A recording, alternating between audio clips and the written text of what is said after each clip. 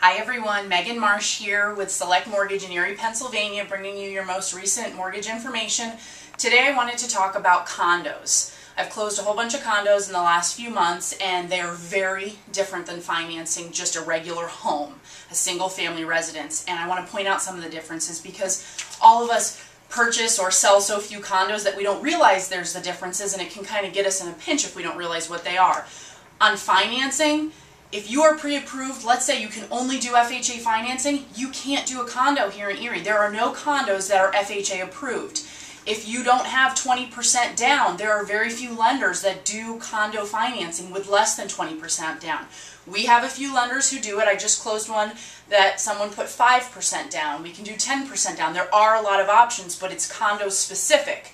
So if you are planning on looking at condos, or let's say you're planning on listing a condo, I want to show you why condos can also take a little bit longer. If you think, hey, I can close a condo in 25 or 30 days, it's very difficult. And here's why. In addition to needing to provide just a sales agreement to your lender, to your loan officer, I'm going to show you some of the things that are needed for condos. So if you can get them ahead of the time, if you're the listing agent, very helpful, and it will make things go a lot quicker. So here's some documentation that you need for condos. You need bylaws for the association, rules and regulations. You need declarations and restrictions. You need fidelity bond coverage, which you're probably like, what the heck is fidelity bond coverage? That's coverage on the employees that work for the association against theft. There has to be a certain amount to follow certain rules. You have to have the most recent budget for the condo association.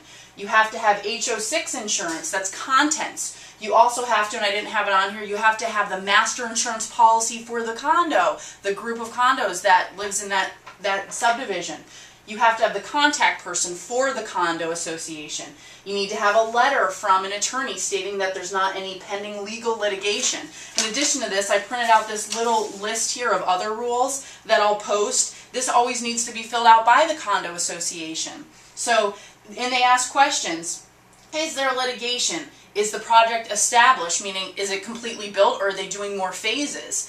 Does any single entity own more than 10%? If there's a certain percentage of owners who own the property, then that can cause problems with financing. These are Fannie Mae and Freddie Mac rules. That means if you're trying to go through regular financing, you have to make sure all this stuff is in and that it meets guidelines. And a lot of people will ask me, well, I'm buying a condo, I get phone calls. I went through X bank or this bank and it was approved. The loan was approved, and then at the last minute, they couldn't do it anymore. And the reason they couldn't do it is they got the budget and the budget didn't have the right amount of money in it. Or they got the fidelity bond coverage and there wasn't the right amount of this in there.